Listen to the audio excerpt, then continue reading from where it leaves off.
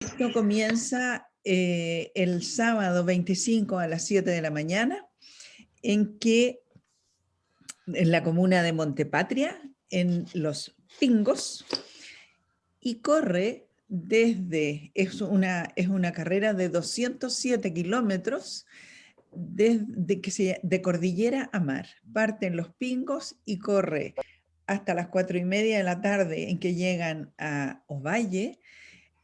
Duermen en Ovalle y al otro día siguen por el Valle del Limarí hasta llegar a la caleta El Toro. Así es que, Eugenia, queremos decirte, además de feliz cumpleaños, que vamos a estar pendientes de ti el fin de semana, apoyándote con todo el ánimo para ti. Hoy día es la cuarta sesión de nuestro diplomado y es una sesión que continúa el tema de la sesión anterior de inclusión en educación superior. La semana pasada pudimos conocer la experiencia de inclusión de pueblos originarios del centro Nopoqui del Amazonas peruano, que nos dejó muy impactados realmente por lo que ellos hacen. Tenemos además el placer de tener entre nuestros alumnos a dos estudiantes de ese centro universitario. Y hoy día vamos a conocer una experiencia de inclusión en Chile. Es un honor recibir a dos personas muy queridas, muy conocidas, como son Máximo González y Carla Moreno. Ellos nos van a contar la experiencia de Cátedra UNESCO en Educación Superior, cómo después de un diagnóstico va a la acción de formar el propedéutico, del cual Máximo González ha sido el director hasta hace muy poco, y cómo esa experiencia del propedéutico de la Universidad de Santiago se extiende a otras universidades para luego dar lugar a la política pública del PASE, y Carla Moreno es la directora del PASE de la Universidad de Santiago. Esta experiencia en realidad nos llena de orgullo y de felicidad, porque pienso que ha cambiado lo que es el estudiantado de la educación superior en Chile. Creo que hace 15 años, antes de que existiera el propedéutico, había un grupo de alumnos de excelencia académica de liceos vulnerables que no cumplían el sueño de la educación superior y que hoy día, gracias al trabajo de Máximo, de Carla y de muchos otros, sí pueden acceder a la universidad superior, a la educación superior. Hemos pedido a Máximo que, además de contar la historia, cuente lo que le significó a él, porque es una experiencia extraordinariamente interesante, motivadora para nuestros alumnos. Así es que muchísimas gracias por estar con nosotros. Les damos la bienvenida y les damos la palabra. Gracias, Marcela. Buenas tardes a todos. Créanme que es muy grato estar en una instancia como esta, en la que no estaba desde hacía mucho tiempo, aunque sea mirándonos las caras en la pantalla. Quiero comenzar por algo que seguramente para muchos puede ser trivial, pero para otros no, y es contar de alguna manera, desde al menos que yo comencé a ser protagonista de la educación superior, ¿qué entendemos por educación superior? ¿Ya? En la educación superior están incluidos, además de las universidades, los institutos de formación técnica, los institutos profesionales y las escuelas matrices de la Fuerza Armada. Eso es lo que vamos a entender por educación superior. No obstante, nosotros nos vamos a focalizar fundamentalmente en nuestra experiencia, que tiene que ver con facilitar de alguna manera a jóvenes talentosos que problemas ajenos a su talento no podían ingresar a las universidades.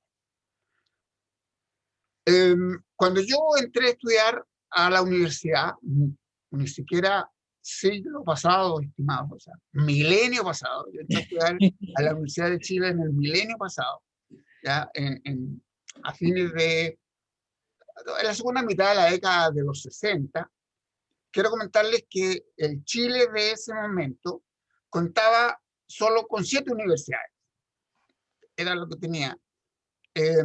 Alrededor del 7% de la población chilena participaba de esta educación superior universitaria.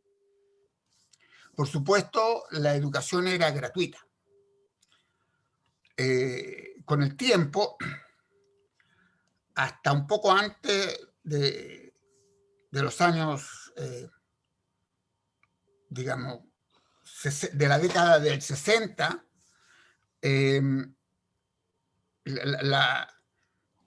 las universidades, como les digo, eran 7, ¿ya? Pero llega un momento en que a partir de los años 80 se produce una verdadera explosión de universidades, una cosa que a mí en ese momento me producía un temor canceroso. Era imposible que pasáramos de 7 universidades a alrededor de 60 en muy poco tiempo.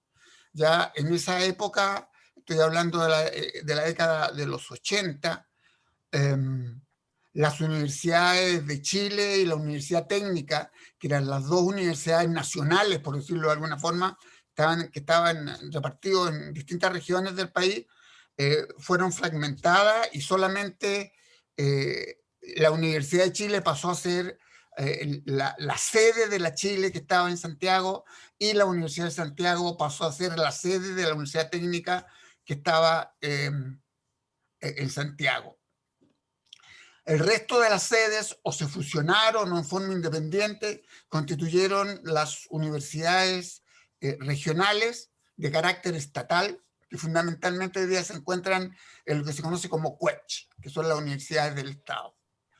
Se crea también el CRUCH. El CRUCH hoy día está formado por 30 universidades que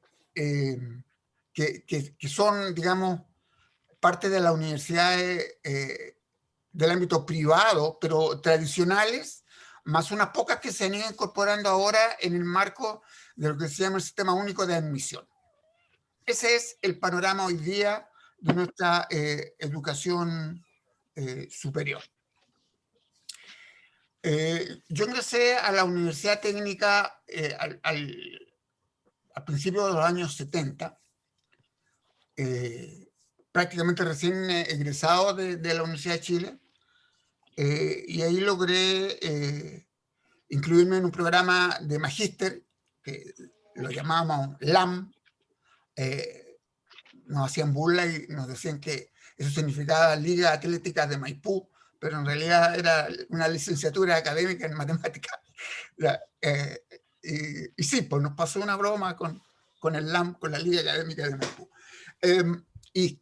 Y comencé a trabajar en la Universidad de Santiago, fundamentalmente en el ámbito de las Olimpiadas de Matemáticas.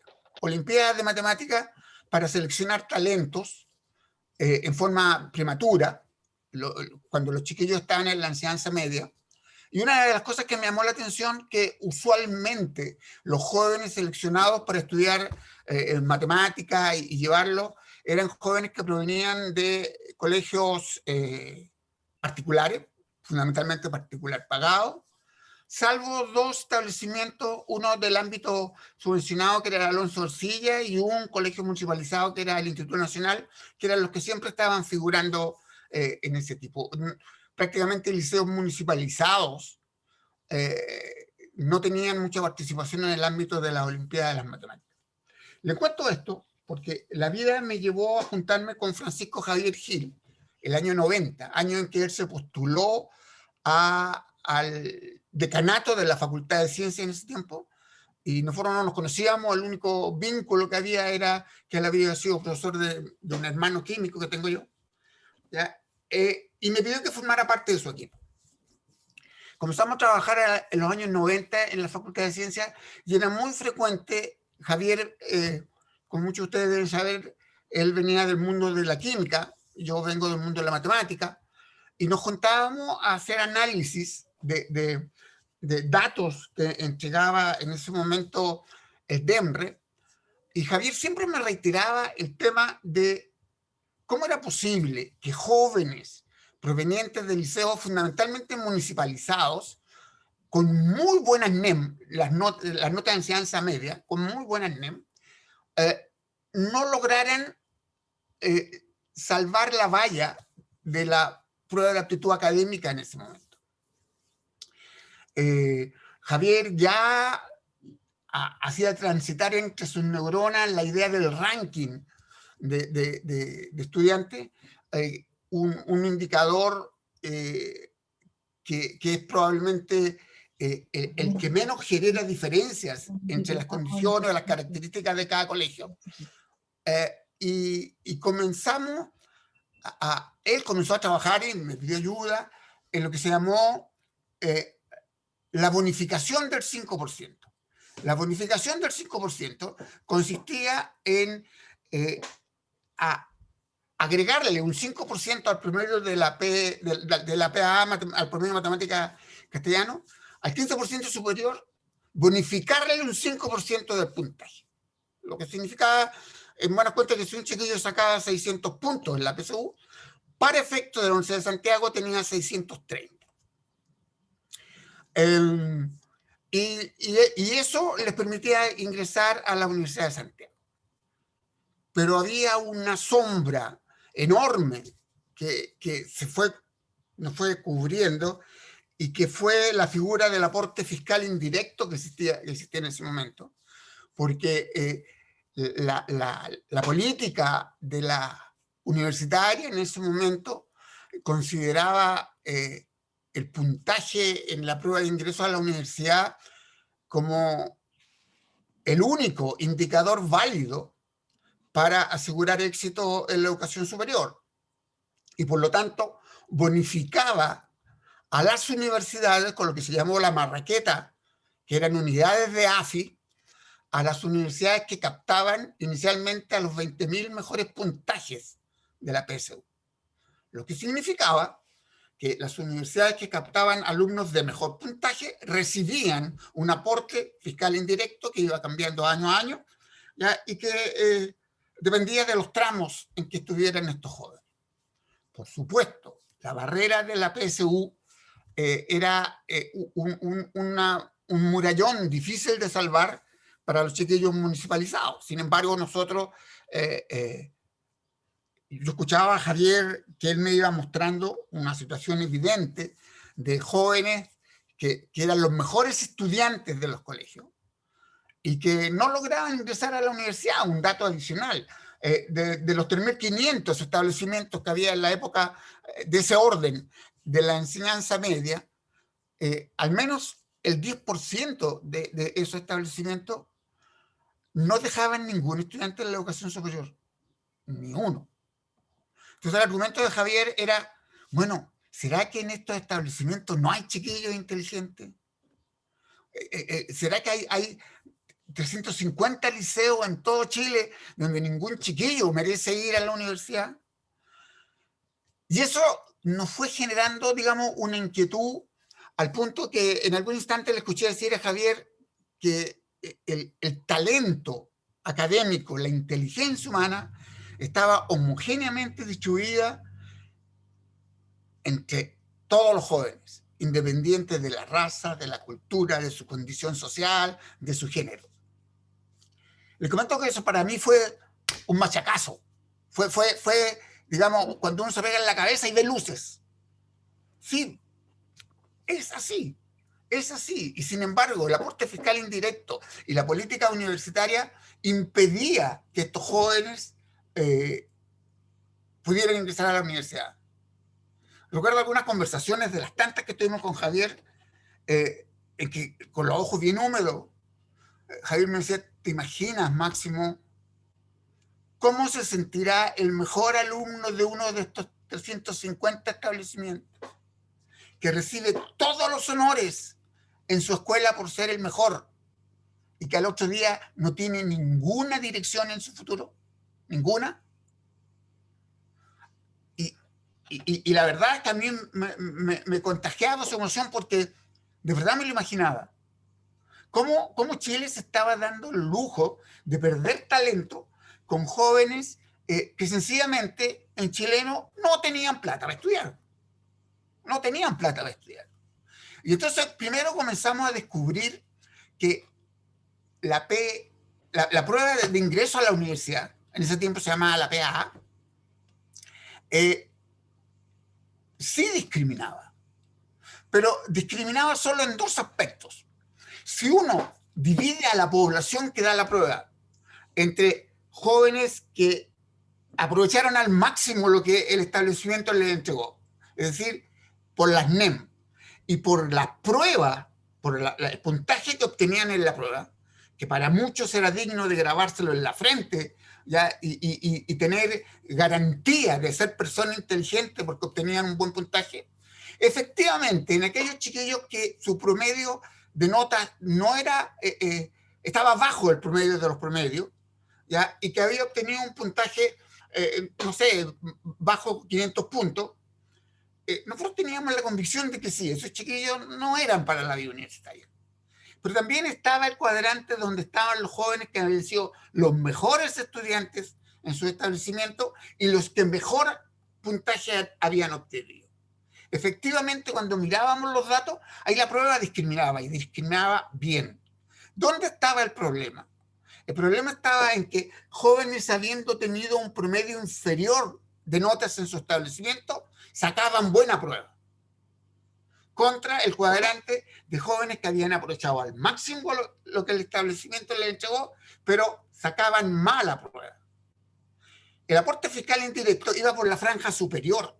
Por lo tanto, había un cuarto de estos jóvenes que no habían aprovechado al máximo la herramienta que le entregó el establecimiento en la enseñanza media, pero que gracias a un buen preuniversitario, gracias a, digamos, situaciones al margen de su educación, lograban sacar un buen puntaje. Y el Estado pagaba para que ese tipo de jóvenes no terminaran la universidad.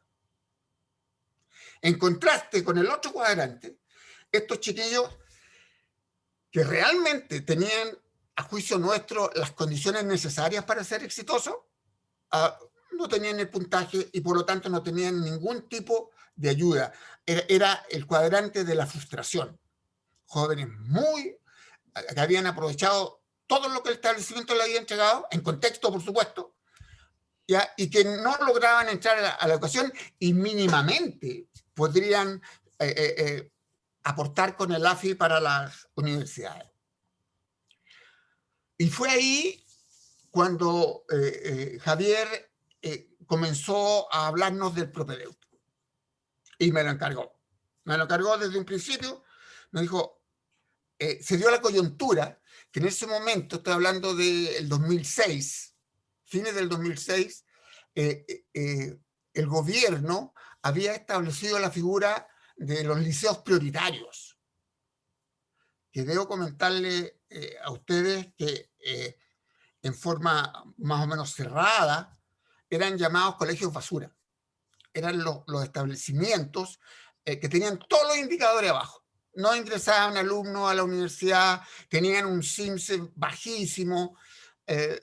Por supuesto, mayoritariamente liceos municipalizados de regiones, también en Santiago.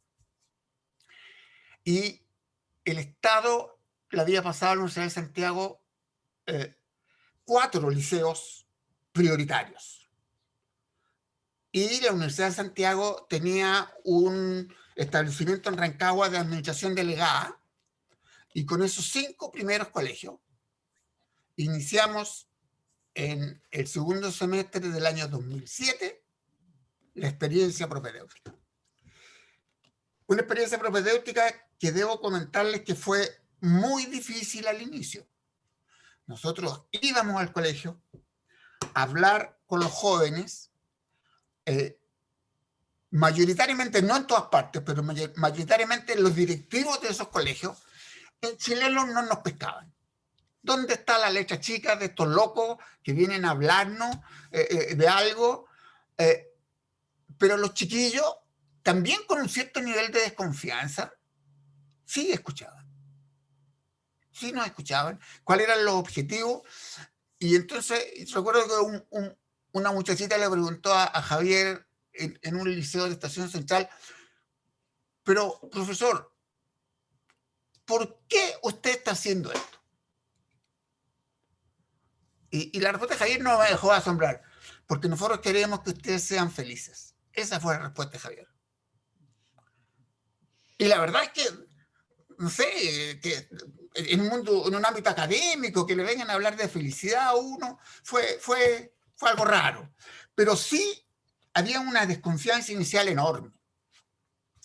Los propedéuticos funcionaron desde sus inicios. Ahora, en el segundo capítulo de esta historia, Carlita va a contar qué ocurre desde el año 14, 15 adelante. Yo hasta ahí voy a llegar. Pero en ese momento, los días sábados, en la mañana, perdón, de los segundos semestres de cada año, en las dependencias del bachillerato, se juntaban alrededor de, no sé, hasta 170 chiquillos logramos tener el año 2013.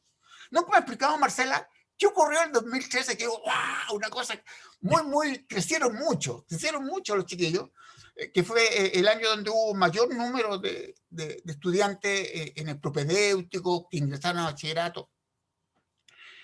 Y comenzamos esta experiencia propedéutica que consistía en 3 asignaturas: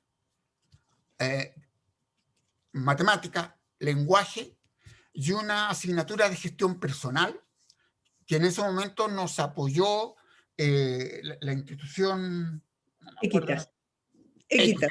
Equitas con Jaume Bach, que era uno de los que dictaba los cursos. Los requisitos eran bien draconianos, ¿eh? 100% de asistencia. Un compromiso escrito y firmado, que nosotros redactábamos, pero que debían firmar los papás de los estudiantes. Un compromiso que debieran firmar los estudiantes. Compromisos a los que nosotros no íbamos a cobrar. Un promedio mínimo en las 3 asignaturas de 4. Ellos no podían reprobar ninguna de las 3 asignaturas. Quiero contar una anécdota. El primer año, cuando nosotros insistíamos que el 100% era, pero nadie que no tuviera el 100% de asistencia podía, digamos, aspirar a ingresar a la universidad. En ese tiempo, no me acuerdo porque nos turnábamos, parece que yo era el malo, yo era el que pedía el 100% y Javier el bueno, pero eso no íbamos cambiando. Pero ese año yo era el malo.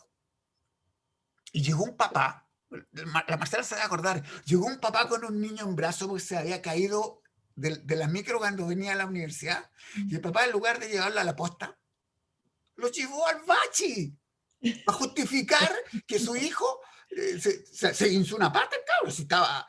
Entonces, fue algo tan dramático que ya los malos se perdieron ahí, lo llevamos a la posta 4, volvió enyesado. Y cuando veníamos de vuelta, más que al niño, lo único que le interesaba al papá es que les contestaran, pero mi hijo perdió el 100%, perdió mi hijo el 100%. ¿eh? Entonces, le dijeron, no se preocupe, lo vamos a estudiar, es atendible, pero nosotros no podemos decidir. Había una figura, no sé si ustedes leyeron El socio de Genaro Prieto, ya había un don Genaro ficticio entre nosotros. O sea, cuando no teníamos respuesta, cuando llega don Genaro nos vamos a juntar. O sea, Bach, Javier, yo, tú también, Marcelo, en algún momento, teníamos a don Genaro como el pivote que nos permitía tomar decisiones posteriores. Bueno, efectivamente el niño aprobó, le fue bien, pero éramos, digamos, bien estrictos en ese tipo. Los chiquillos que lograban aprobar el propedéutico ingresaban al bachillerato de la Universidad de Santiago con beca de arancel completa de la carrera, de bachillerato primero y de la carrera que siguieran después, pero tomamos la decisión de pedirles que pagaran la cuota básica cada semestre, que hoy día debe estar del orden de los 70.000 pesos, en ese tiempo debe haber sido algo menos de 50, y donde fue un problema para muchas familias que recurrieron a los famosos bingo o que hicieron algo y juntaban la plata para poder matricular a los niños.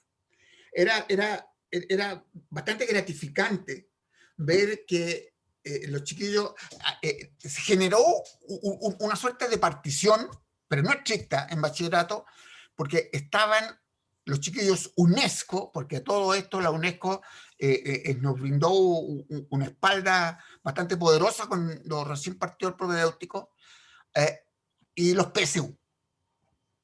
Estaban los PSU y los UNESCO. Sí. Pero era grato ver cómo iban juntos a pagar su arancel, hacían los trámites.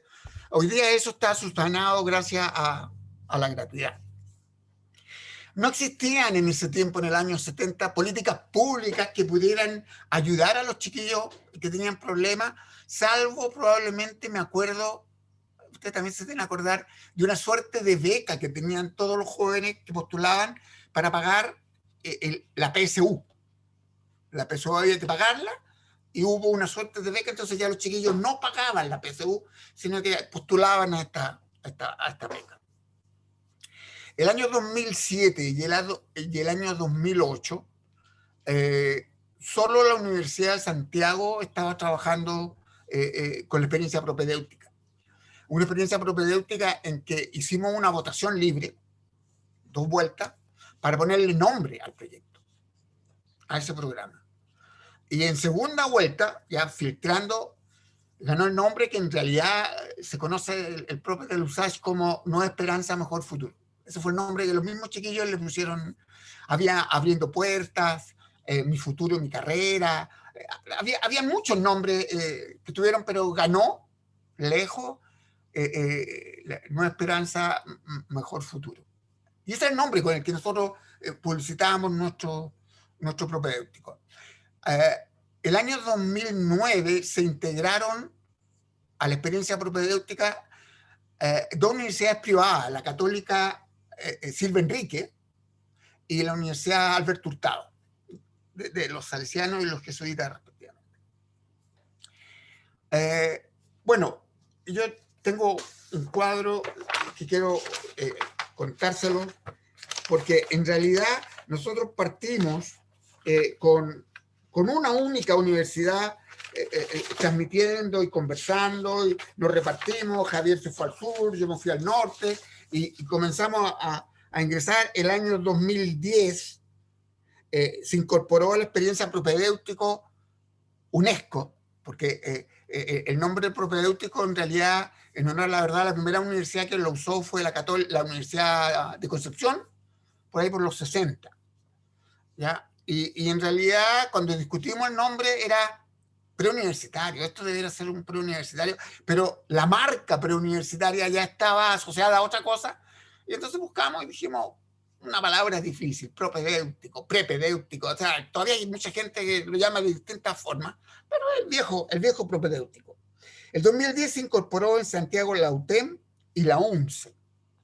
Y la Universidad Católica del Norte, primero en la sede de Coquimbo.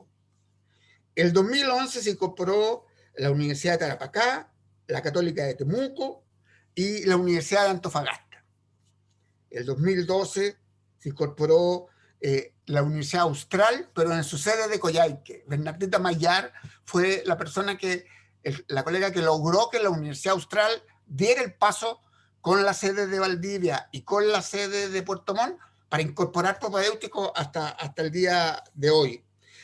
Se incorporó a la Universidad de los Lagos, con su sede en Osorno y en Puerto Montt, la Universidad de Viña del Mar, que hasta hoy tiene propedéutico, una universidad privada, pero que se tomó muy en serio el aspecto inclusivo que tienen los propedéuticos. El año 2013 se incorporó la Universidad Católica de la Santísima Concepción, la Federico Santa María, la Universidad de Valparaíso y la Universidad de Magallanes. Esto permitió, son 17 universidades desde el año 2007 al 2013, que trabajaron con la experiencia propedéutica, con el modelo propedéutico UNESCO, en términos de lo que habíamos hecho nosotros en la Universidad de Santiago. Quiero comentarles que el año 2009 debe haber sido, o el 2010. Carlita, tú debes tener más claro, fue el año en que Javier se fue como rector a la Universidad Silva Enrique. 2010 parece que fue. 2010. Sí, 2010. sí. El año 2010 Javier se va como rector a la Católica Silva Enrique, pero ya se va como director de la Cátedra UNESCO de Inclusión en la Educación Superior. Ya la UNESCO había materializado su apoyo a estos propedéuticos con la cátedra UNESCO que presidía Javier. Este desarrollo de universidades, yo lo repetía así, con el cuero bien hinchado, colega. O sea, el hecho que el propedéutico de Lusace había irradiado desde Arica a Punta Arenas, porque nosotros teníamos la Universidad de Tarapacá en Arica hasta la Universidad Magallanes en Punta Arenas, generó una red de universidades con propedéutico que todavía está vigente y que permitió el ingreso de muchos estudiantes a la educación superior. En el caso de la Universidad de Santiago, como ustedes saben, en ese momento la universidad impartía 64 carreras de pregrado y los jóvenes recibían en el bachillerato, en un curso de matemática anual, realmente la etapa preparatoria, la que llenaba baches de conocimiento, tanto en matemática como en las otras disciplinas, porque el propedéutico como tal, aunque fue interpretado muchas veces como un curso de nivelación, no lo era tal. Eran 17 semanas y de repente las grietas que tenían los chiquillos eran tan grandes que en 17 semanas difícilmente podía uno nivelarlo. En realidad el programa propedéutico era un sistema de selección, era un sistema de selección. Durante eso, previo al 2010, comenzaron a pasar varias cosas, muchas cosas. Entre ellas, por ejemplo, que el índice, el porcentaje de mujeres que ingresaban a las universidades era un poquito superior al 50%. Empezaron a entrar más mujeres a las universidades del Consejo Rector. Estoy siempre hablando del CRUSH. Hasta ese momento, el argumento que más nos sirvió a nosotros para defender esta idea en el ministerio y en otras partes es que de los jóvenes que rendían la prueba de ingreso a la universidad, solo se titulaba el 50%. O sea, 1 de cada 2 personas que ingresaban a la educación superior en el ámbito de la Universidad del CRUSH. Solo 1 de cada 2 jóvenes se titulaba. Lo que echaba por tierra el aspecto predictivo que tenía la prueba de ingreso. La prueba de ingreso era una prueba de ingreso, pero no garantizaba para nada que a los chiquillos le iba a ir bien en la educación superior. Si ustedes recuerdan, todos los rankings de calidad de los establecimientos de educación media se hacían considerando el número de estudiantes que ingresaban a la universidad. Nosotros decíamos, wait, espérate un ratito. El verdadero ranking de calidad lo vamos a obtener cuando estos chiquillos se titulen, porque en realidad ingresar a la universidad no es tan difícil. Lo difícil es completar el proceso y salir, y completar un proceso donde haya equidad en el ingreso, donde haya un proceso donde se mantenga la retención, donde la titulación sea efectiva y donde ojalá la inserción laboral también sea en números adecuados. Eso era lo que nosotros perseguíamos desde un principio. Yo creo que en general, sumando y restando, la experiencia fue exitosa. hoy día los jóvenes que ingresan a los propedéuticos o al pariente del propedéutico que es el PASE, lo hacen mayoritariamente con gratuidad, y ahí las universidades tuvieron que ajustarse porque la gratuidad es rígida. Si alguien estudia una carrera de N años, la gratuidad solo lo va a cubrir N años. ¿Ya? La beca propedéutico, que era la que mantenía a los jóvenes en la universidad, se daba siempre y cuando el estudiante mantuviera la condición de alumno regular. La historia propedéutica nos dice siempre que las deserciones en la etapa propedéutica se producen en las 2 o 3 primeras semanas. Enorme, realmente enorme, pero se estabiliza.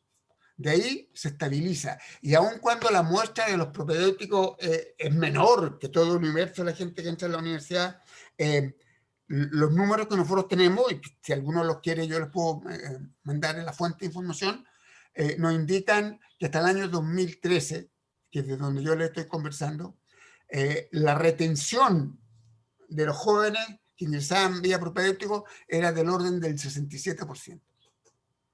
Chiquillos que ingresaban con varias dificultades a cuesta y que, como usualmente decíamos nosotros, arrancaban para adelante. Estos cabros se daban cuenta que ellos lo que tenían que hacer era aprovechar lo más que la universidad les pudiera entregar. Tuvimos estudiantes que alcanzaron un muy buen ranking, propedeuta. Ya Gabriel fue cuarto en una generación. Y entonces yo también empezamos, bueno, pero Gabriel estudia medicina, porque los dos son mejores estudiantes de bachillerato, se van a medicina. Y él venía de Rancagua y dijo, no, profe, yo quiero ser ingeniero civil eléctrico, eso es lo que... Y Gabriel hoy día ya es un máster en ingeniería civil eléctrica, un alumno excepcional. Antes de terminar, yo quiero contarles que entré hace poco, no sé si lo había conversado contigo, Carlita, contigo, Marcela, o solo conmigo, pero creo que es necesario tener un catastro de jóvenes propedeutas ya titulados. Entonces mi hija mayor, que siempre son más abiertas que uno, me dijo, papá, ¿tú estás en LinkedIn? No, nunca estuve en LinkedIn. Ingresa. Ingresé en LinkedIn y en menos de una hora ya tenía 9 profes que me estaban contactando, profe, qué bueno, que quedo, muy felices. Así que esa base se va a ir formando en gran parte porque la mayoría de ellos están en LinkedIn. Y los que están en LinkedIn muchos son profesionales, algunos son emprendedores. Quiero comentarles que la Maru Gallardo, a partir de algún momento, nosotros les dábamos una chapa a los chiquillos del profe, una cosa con su nombre. Todo el mundo lo usaba. Y la Maru Gallardo un año llegó y nos dijo, profe, yo les quiero regalar, ya era profesional, yo les quiero regalar la chapa a los jóvenes del propedéutico, y ella no nos cobró un peso y mandó a hacer la chapa y estuvo en la ceremonia. Hubo llanto. Fue algo muy, muy hermoso. El año 2014, para ir cerrando esta etapa, el año 2014 se empezó a gestar la idea del PASE, que inicialmente se iba a llamar Propedéutico Nacional, el Propedéutico Nacional. Y se gesta la idea del PASE con 5 universidades en un plan piloto. La Universidad de Antofagasta, la Católica del Norte, la Santa María, la USACH y la Católica de Temuco. Esas 5 universidades comenzaron la etapa PASE y usaron como primera base de su experiencia a todos los establecimientos propedéuticos que ellos tenían y los pasaron a aceptar como PASE. No obstante, dadas las condiciones que pedía el PASE, que ya lo irá a aclarar la Carlita, en algunos lugares, comunas, algunos colegios que estaban en el PROPE no les daba el perfil para hacer PASE. Por lo tanto, los propedéuticos siguieron trabajando. Espero no haberles dado una lata, pero eso es más o menos lo que tengo en mente sobre una experiencia que a mí al menos hasta el día de hoy me rinde muchas satisfacciones. Yo recuerdo, después lo vi, que yo así parafraseaba una frase de ¿cómo se llama? Marcelo un educador brasilero que tenían, Paulo Freire. Pablo Freire, sí. Paulo Freire, él decía que la educación no cambia el mundo, la educación cambia a las personas que van a cambiar el mundo. Entonces yo le decía a mis estudiantes, el PROPE no cambia el mundo, el PROPE cambia a los jóvenes que van a ser profesionales que van a cambiar este mundo. Y por el silencio que se provocaba después que yo les decía eso, me da la impresión que sí lo analizaban. Gracias. Gracias, Máximo. Muchas gracias. Carlita, para aprovechar al máximo el tiempo. Gracias por la invitación. De verdad que un honor estar compartiendo este momento con ustedes. Yo tengo una pequeña presentación de apoyo al PASE. No sé si puedo compartir pantalla. ¿Sí? Ah, ya. Bueno, yo les voy a dar continuidad a lo que muy emocionantemente Máximo nos relató de cómo nace.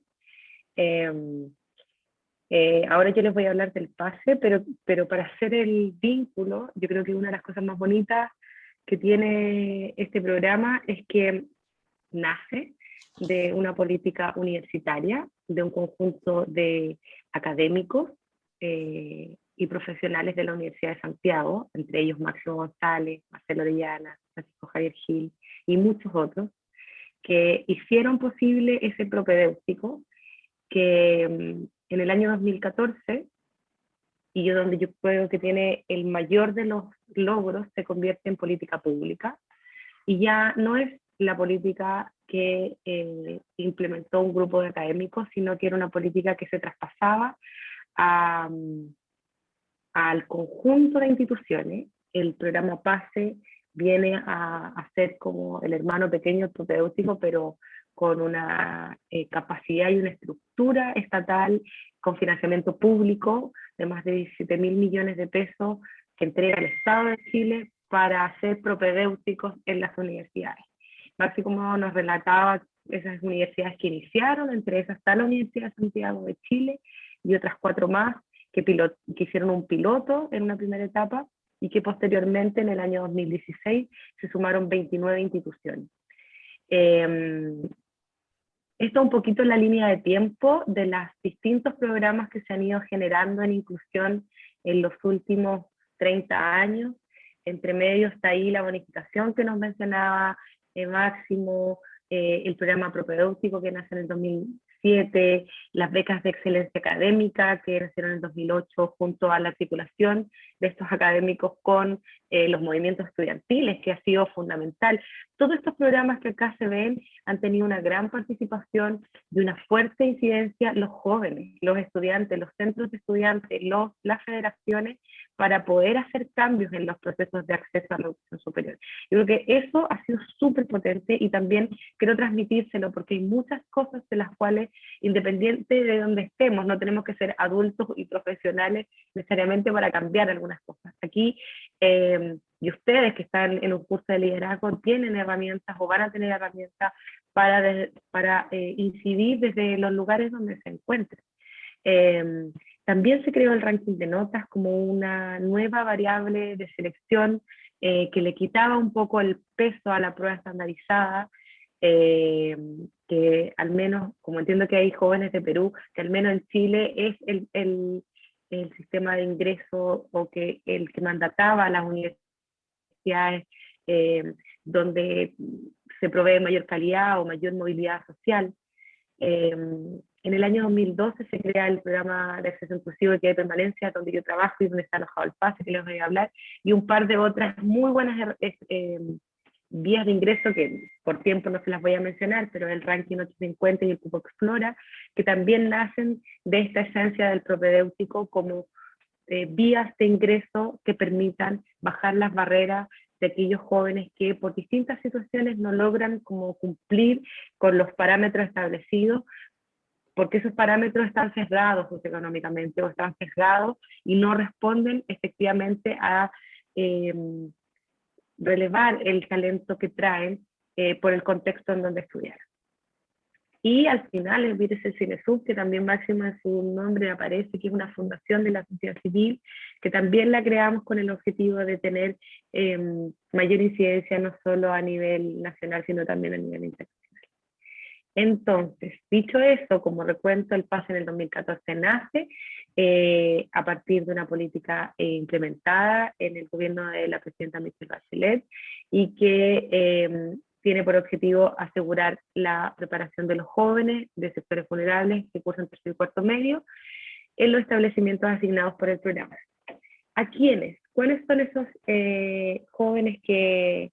Y aquí vamos a ver la magnitud que tiene esta política del propedéutico, que era de una universidad a dos, y cómo se iba como generando finalmente estas 16 universidades a nivel nacional. Hoy día el PAS está en 581 establecimientos educacionales a nivel nacional, de Arica a Punta Arenas.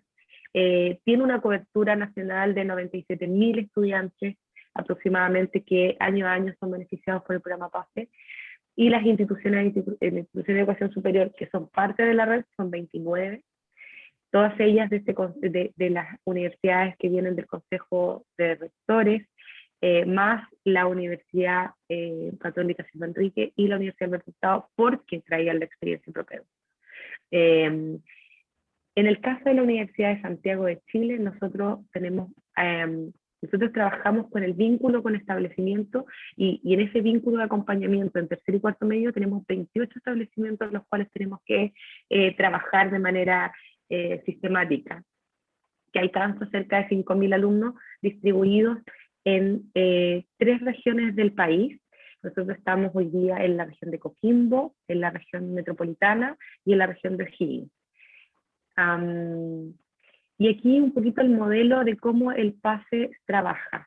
Trabaja con la educación secundaria, en este programa propedéutico, donde abordamos estrategias de preparación académica y para la vida en la educación superior. Estos establecimientos son seleccionados de acuerdo al índice de vulnerabilidad escolar de cada comuna, el índice más alto. El índice de vulnerabilidad escolar más cercano a 100 es un colegio más vulnerable que un colegio más cercano a 0. Entonces, el PASE trabaja con la parte superior de los establecimientos que tienen más alto índice de vulnerabilidad escolar. ¿Y cómo procede? Casi los mismos requisitos del propedéutico, basta con usar las acciones que el programa PASE tiene distribuido para estos estudiantes y finalmente le asignan cupos. Cada universidad, cada institución de educación superior asigna vacantes especiales para los estudiantes que ingresan a través del programa y que, por supuesto, no tienen contemplado el puntaje de la prueba de selección universitaria, la prueba de transición. Y una vez que ingresan, los estudiantes tienen acompañamiento, el acompañamiento para la permanencia de primer y segundo año de sus carreras de destino. Y finalmente, con este modelo permitimos que muchos jóvenes que pudiendo tener cierta vacíos de formación por el contexto en donde estudiaron, puedan tener un proceso de acompañamiento con profesionales, tutores que están al servicio de acompañarlos en esta primera etapa en la educación superior. Por honor al tiempo, yo quizás los dejaría acá para pensar en las preguntas. Esto es en modo general, el PASE se distribuye en 2 grandes componentes, que está asociado al acompañamiento de los establecimientos y el acompañamiento una vez que los estudiantes se matriculan en la educación superior. Marcela, no sé si que por tiempo quizás damos espacio a las preguntas, porque ya hay cosas que podemos ir comentando junto con las preguntas que tengan los estudiantes. Me parece estupendo. Voy a dejar de compartir. Gracias. Sí, muchísimas gracias. Javier va a moderar la parte de las preguntas. Sí. Ok. Bueno, ¿cuántas cosas la hizo ya? Esta clase pasó rápido. Se escucha. Alguien tiene. Luis Felipe, tienes que apagar tu micrófono. Voy a ver si lo apago yo. Aprende cosas de octava. Luis Felipe. No nos escucha. Ahí yo le apagué el micrófono. Ya. Ya. Bueno, la verdad es que llegaron muchísimas preguntas. Yo les aprovecho de contar a Carla y a Máximo que habíamos enviado a nuestros estudiantes un par de textos para que se informaran y reflexionaran sobre esta temática que ustedes iban a desarrollar hoy día. Y llegaron alrededor de 70, 80 preguntas y nosotros los profesores teníamos el deber de seleccionar algunas de estas.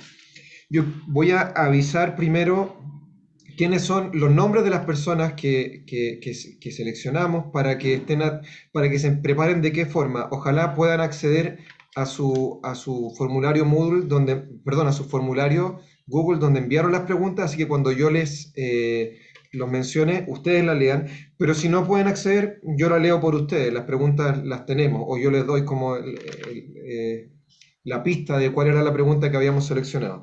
¿Ya? Lo otro que les voy a pedir es que cuando puedan hacer la pregunta la hagan súper precisa, breve y directo al grano para que alcancemos la mayor cantidad de preguntas posible.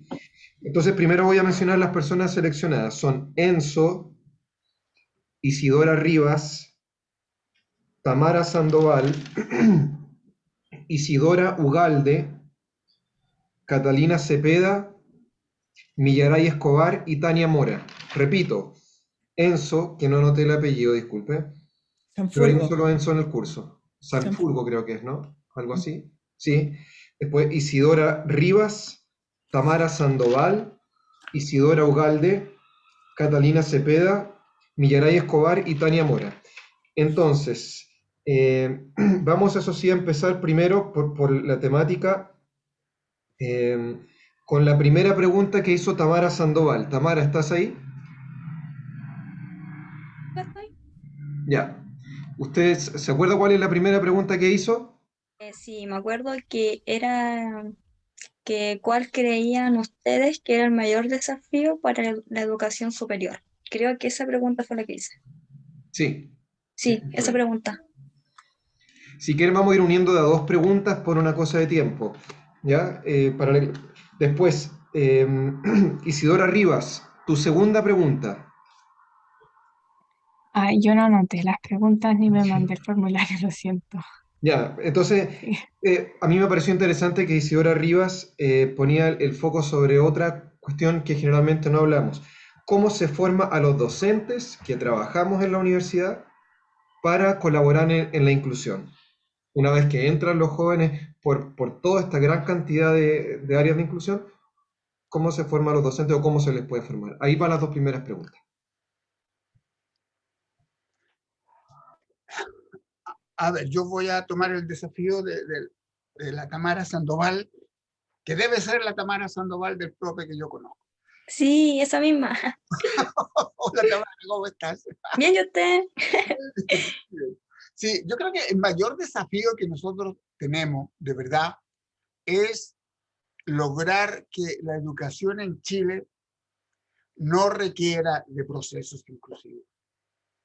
El día que la cancha se empareje, ¿ya? Y realmente los jóvenes se enfrenten a la educación superior con sus propias capacidades, no con limitantes socioeconómicas fundamentalmente, yo creo que la inclusión va a haber dado un pasito positivo en torno. Cuando uno habla de inclusión, yo me lo imagino una cortina, así, en una ventana, que uno abre un poquito para hablar de inclusión y es una luz tan deslumbrante la cantidad de cosas que hay que hacer en inclusión que uno se da cuenta que solo ha percibido una minúscula parte de eso. Y nosotros estamos hablando de inclusión en el ingreso a la educación superior, pero uno habla de inclusión en nuestro país y está el problema de los migrantes, está el problema de los jóvenes con discapacidad.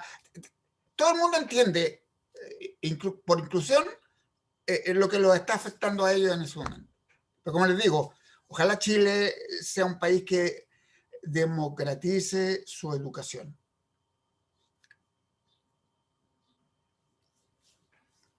¿Está bien, Tamara? Sí, súper.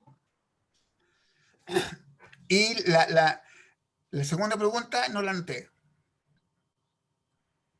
que se ayuda a quienes trabajamos en la educación superior, a los docentes, a colaborar en la inclusión. ¿Cómo se forma a docentes para la inclusión? Mira, yo me imagino que las carreras, fundamentalmente de pedagogía, deben estar haciendo algo. Yo solo quiero comentarles que el equipo académico que comenzó a trabajar con los propedéuticos se formó espontáneamente con colegas que llegaron al bachillerato a ofrecer sus servicios para trabajar en el propedéutico. Tengo presente a Francisco Castañeda, un doctor en economía, que llegó y yo sé que a él no le va a molestar.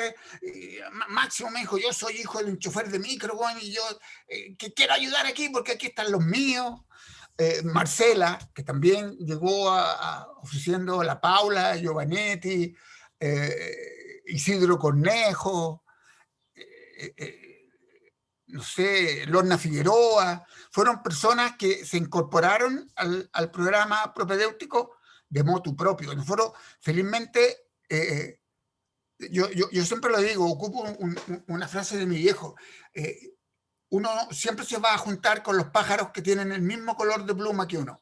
Y las personas que comenzaron a llegar al profe, sí, yo veía con sorpresa, tenían el mismo color de pluma que uno, pensaban exactamente igual, no lo habíamos conversado antes, pero teníamos exactamente la misma inquietud. Yo me imagino que hoy día la inclusión debe estar mucho más esquematizada, pero yo soy un veterano jubilado, así que no alcancé a conocer esa experiencia formal.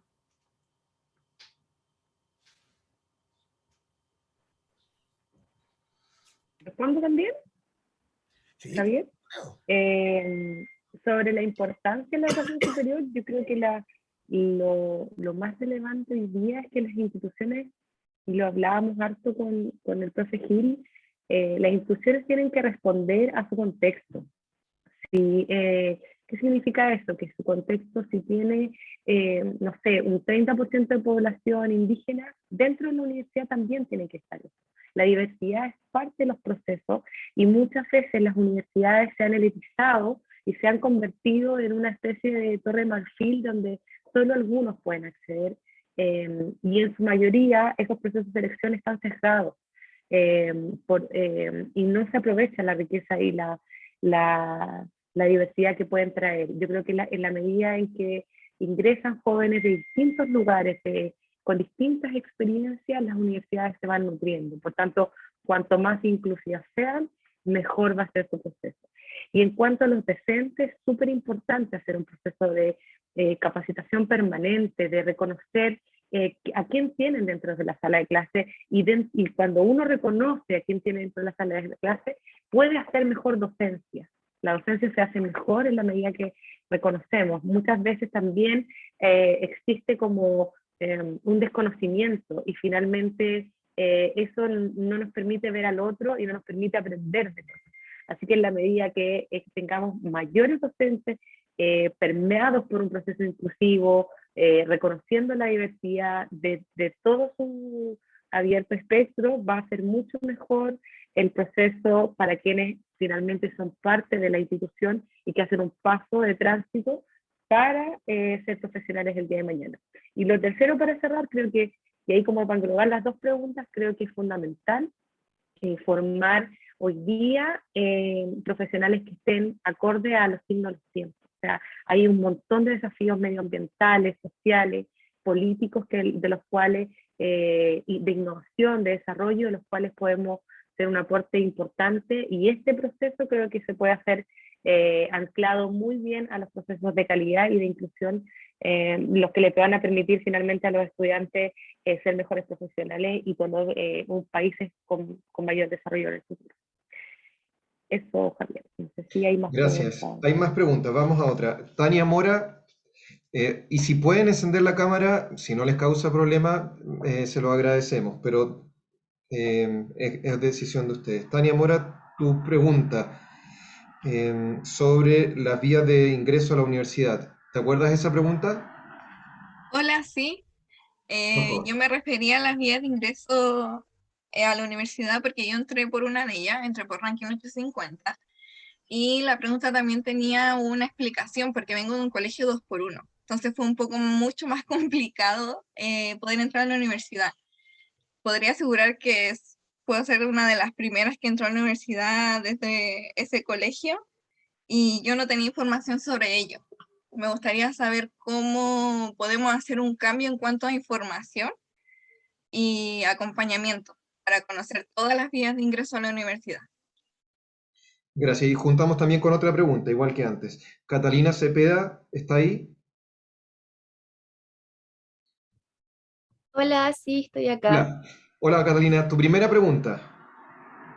Sí, eran bastante largas, no me acuerdo perfectamente, pero sí recuerdo el contexto que las voy a intentar resumir. Primero, buenas tardes, muchas gracias por el conversatorio, estaba muy bueno. La primera pregunta hacía relación, y creo que ya lo respondió Carla respecto al pase, de precisamente esto de cuando los estudiantes universitarios entran y generalmente los colegios municipales o que son gratuitos, hay una exigencia, o se tiende a creer que hay una exigencia menor, o que no son de una calidad como si la tienen los colegios particulares por un nivel socioeconómico. Entonces se tiende a entender que estas personas cuando entran a la universidad no se logran sostener porque la exigencia universitaria responde precisamente a las personas que se formaron para la PSU y se formaron para la vida universitaria, como son los colegios particulares y no tan así como los colegios que ahora son fundaciones o colegios municipales. Esa es la primera pregunta, como cuáles otras medidas, que ahora entiendo que está el PASE, que es un acompañamiento, pero qué otras medidas se pueden establecer a nivel, no solamente para estas personas que ingresaron por ese medio, sino que en general para quienes sean de colegios municipales o para quienes requieren una nivelación, cuáles son los desafíos dentro de la vida universitaria para lograr mantenerse y no desertar en el primer año por la exigencia académica. Esa era la primera pregunta. Gracias, Catalina. Bien, abrimos la palabra nuevamente a los expositores. Carlita, ¿parte tú? ¿Máximo vas tú? Ah, ya. Ok. Vamos a hacer cachipún. Sí. Mira, sobre el ranking, bueno, Tania, maravilloso que hayas ingresado a través del ranking. Las vías de ingreso inclusivo lo que permiten es dar cuenta del talento académico en contexto. ¿Qué significa eso? Que independiente a donde hayas estudiado, y ahí lo voy a unir con la pregunta 2 de Catalina, lo que hace el ranking de notas, el ranking 850, el PASE, es reconocer a los estudiantes en su propio contexto y teniendo el contenido que le hayan entregado en ese contexto.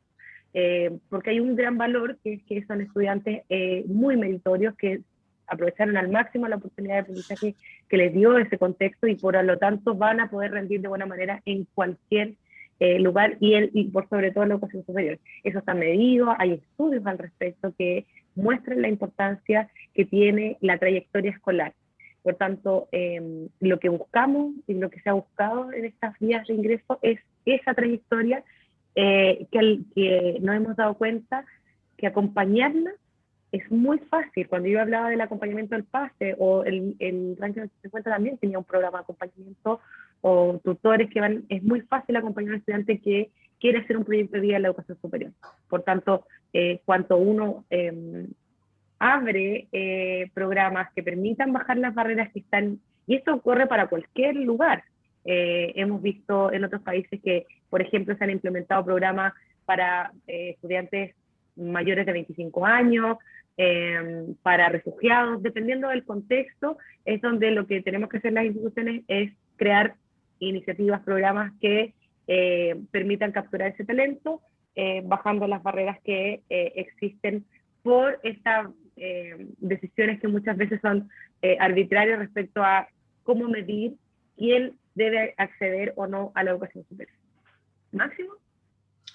Sí, mira, Tania, yo me atrevo a recomendarte que tú des testimonio de tu experiencia en el colegio de donde provienes. En el colegio, a ver, en la experiencia propedéutica, no sé si te acuerdas, Marcela, se generó lo que nosotros llamábamos el efecto hermano mayor. Y es que tuvimos hasta 3 hermanos provenientes del colegio, de jóvenes propedeutas, que ingresaba el hermano mayor e inmediatamente los hermanos más chicos se ponían en fila detrás y comenzaban a estudiar más, porque se comenzaron a darse cuenta que también ellos podían. Los indicadores de los colegios propios subieron, bueno, por supuesto en términos de ingreso a la universidad, porque no solo entraron gente vía propedéutico, hubo jóvenes que empezaron a mirar al menos los institutos profesionales, o sea, germinó ahí una idea de que si yo aprovecho lo que me están entregando aquí, me puede ir bien. Pero hay contextos. Por ejemplo, hoy día la Universidad de Aysén, una de las últimas universidades estatales que se creó, está generando inclusión para jóvenes de hasta 25 años que quieren estudiar en la universidad, pero que dado el contexto geográfico en el que están, no había universidad hace 3 años atrás en Aysén. No la había. Y hoy día que la hay, entonces ellos se dedicaron a trabajar, qué sé yo, pero están viendo la posibilidad de ser incluido en la educación superior a través de una universidad como la que está allá en Aysén. Yo de verdad personalmente creo que los 2 mejores alumnos de cada establecimiento, de cada curso, si son los mejores alumnos de esos establecimientos, ya dan prueba de que tienen las condiciones para que les vaya bien en la educación superior. Y esa experiencia no es nueva. Existe en el estado de Texas, donde la Universidad de Texas tiene 5 sedes. En esas 5 sedes, los 2 mejores alumnos de cada establecimiento ingresan a la universidad sin prueba de selección. Sciences Po es una experiencia francesa similar que nos dio a conocer Marcela. En Perú, aquí al ladito, los 2 mejores jóvenes de cada establecimiento, si van a mantenerse en la región, pueden ingresar a la universidad de esa región sin rendir prueba de selección. Ahora, la verdad es que concuerdo con Tania y también con Catalina, que aún falta probablemente unidades en las universidades que le presten apoyo a los jóvenes que sienten que tienen deficiencia en términos de contenido. Pero un joven que ingresa al PASE o que ingresa al propedéutico es un joven que tiene un perfil que ha sido estudiado. Es un joven que no solo le gusta estudiar, le es fácil estudiar. Ellos van a aprender rápido. Son lectores espontáneos. Si ustedes notan, en el propio era característico ver a un porcentaje alto de chiquillos con un libro en la mano. Estaban leyendo porque les gustaba. Son resilientes. Y tienen una característica, a mi juicio, es arrancan para adelante. Ellos saben que tienen una posibilidad y que la tienen que aprovechar. En realidad, tal como les decía recién, el propedéutico era un sistema de selección que iba viendo si los jóvenes tenían la capacidad, pero aún así debiera existir, no sé, experiencia con mentores por disciplina, tutores por disciplina, compañeros, pares, que permitieran apoyar a estos jóvenes. Mientras nosotros estuvimos en la universidad, propiciamos mucho que las carreras de pedagogía realizaran prácticas. No sé si ustedes recuerdan, prácticas en el PASE, prácticas en el PROPE, pero prácticas válidas. O sea, no, el propedéutico trabajó inicialmente con mucho voluntariado y un voluntariado súper comprometido.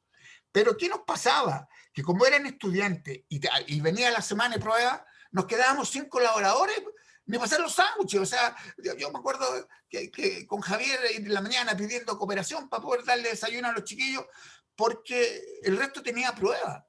Entonces, se debe institucionalizar más algunos apoyos.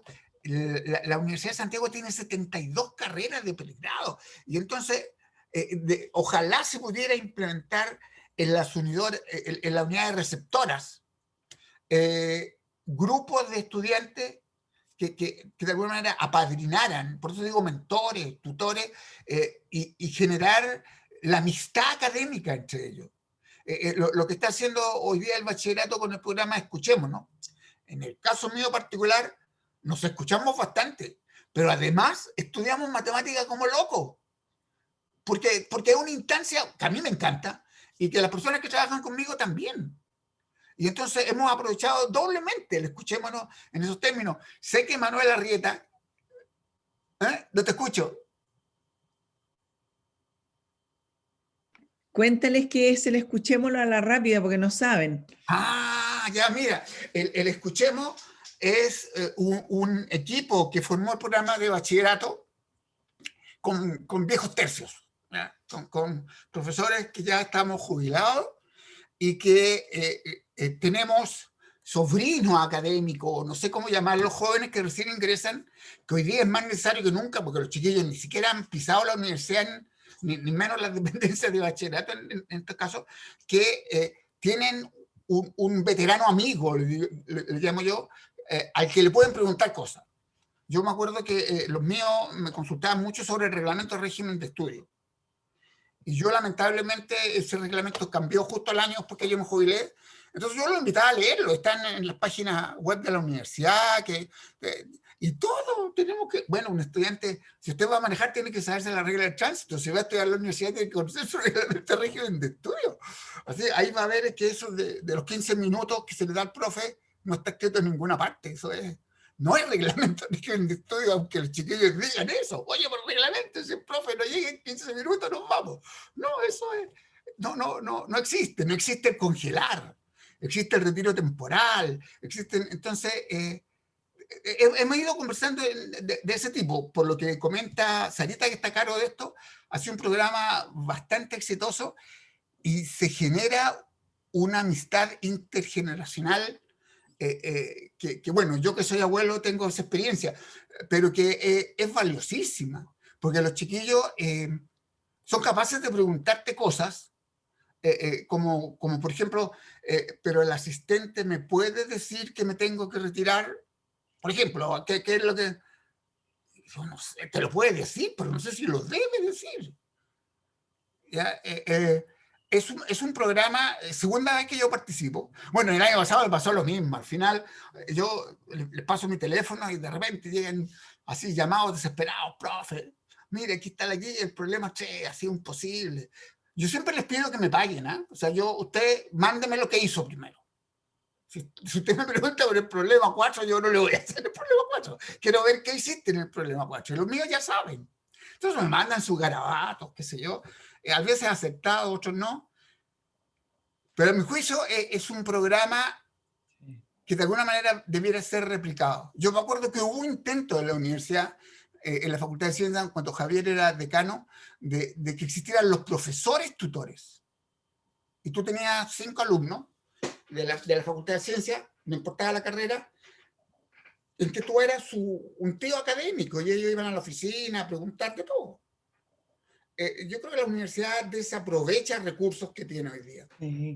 Hay carreras de pedagogía donde los chiquillos, estudiantes encantados, estarían ayudando a otros. No me cabe duda. No sé si... Para cerrar vamos a hacer las últimas preguntas y de hecho la última que vamos a pedir que se haga quizás les va a servir también como pie para la conclusión, porque es una pregunta como de ese estilo. Entonces primero, quizás también se respondió un poco tu pregunta, Millaray, tú preguntabas algo de la descentralización y don Máximo hablaba de la Universidad de Aysén, por ejemplo. Pero tú, ¿quieres hacer esa pregunta? Adelante. Millaray Escobar. Sí, profe, pero ¿cuál de las dos preguntas hago? Que yo a mí esta la recibí, no sé si es la primera o la segunda, pero la que habla de la descentralización. No estoy segura si se está confundiendo o no. No, creo que no. Dice, ¿la leo yo entonces? A ver, ¿tú tienes una que habla de localidades periféricas? No. Me llegó con el nombre de Millaray Escobar.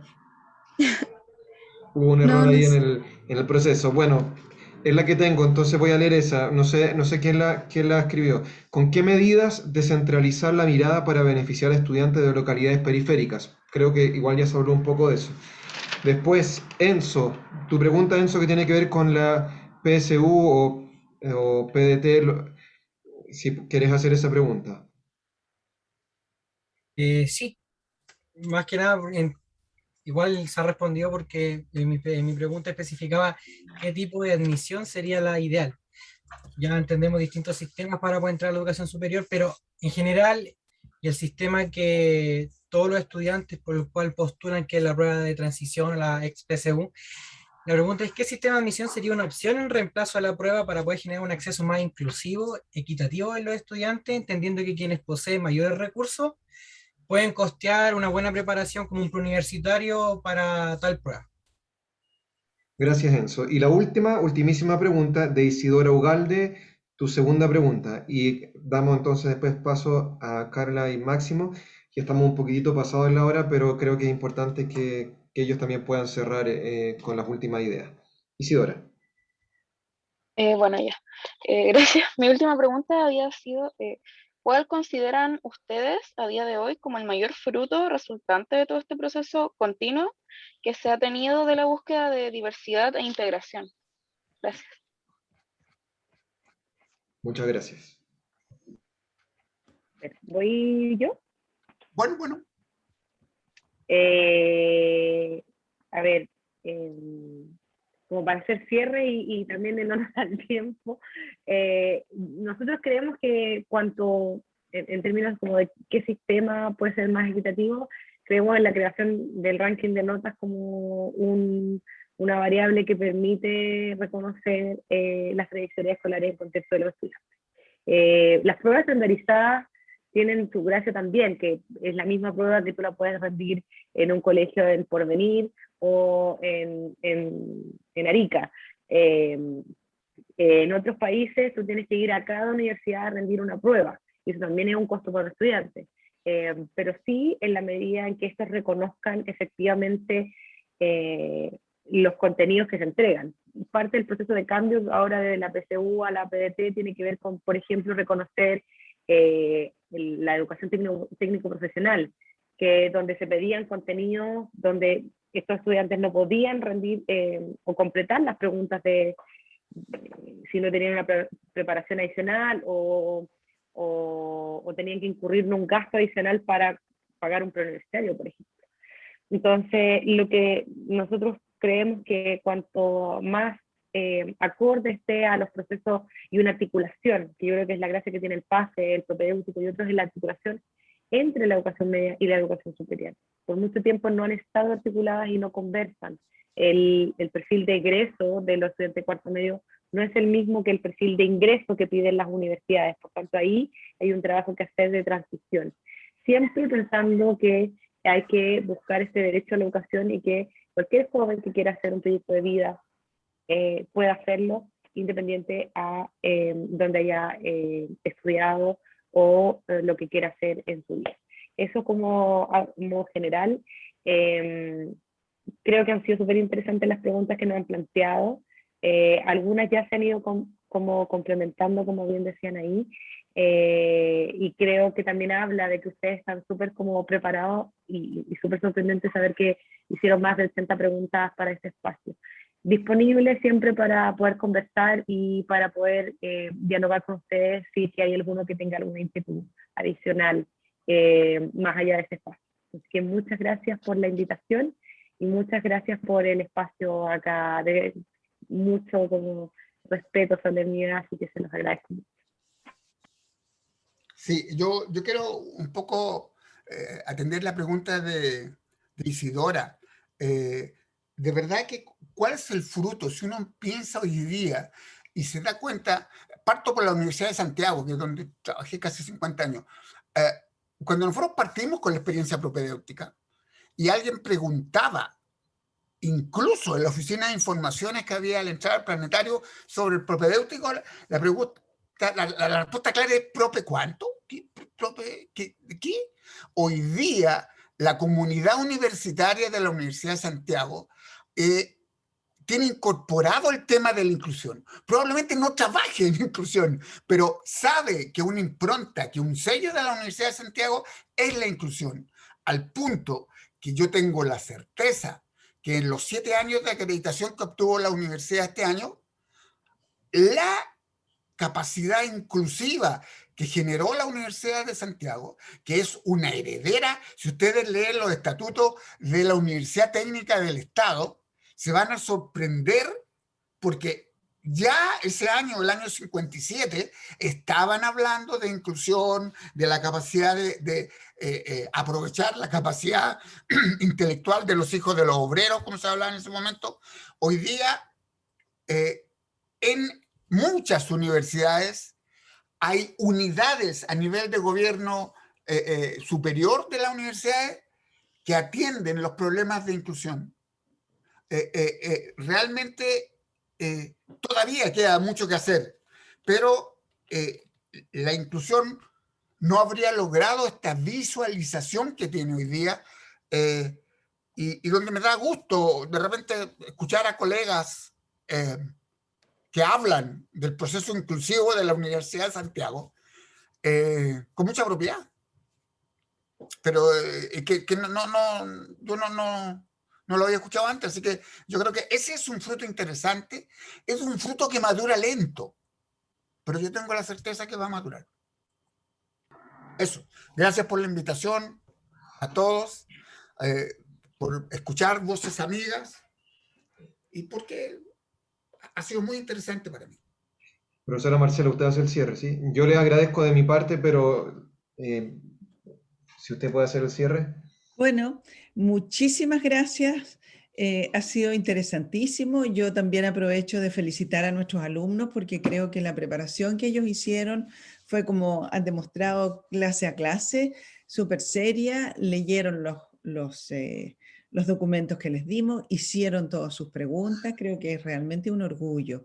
Ahora, yo quisiera complementar la última respuesta de Máximo y Carlita diciendo que yo creo que hoy día, uno de los frutos, contestando la pregunta de los frutos, es que hoy día hay un tipo de estudiante en las universidades chilenas que antes no se veía y que justamente este alumno del cual hablaba Máximo, que es un alumno que aprovechó, y que los dos en realidad, un alumno que ha aprovechado al máximo las oportunidades que se le ofrecen de educación en su contexto. Y estos alumnos de liceos muy vulnerables, que logran ir a la universidad, eso es un fruto. Estamos cambiando la población, o sea, ha ido cambiando la población universitaria y pienso que son personas que van a aportar realmente a la sociedad. Así que ha sido un proceso largo, pero muy maravilloso.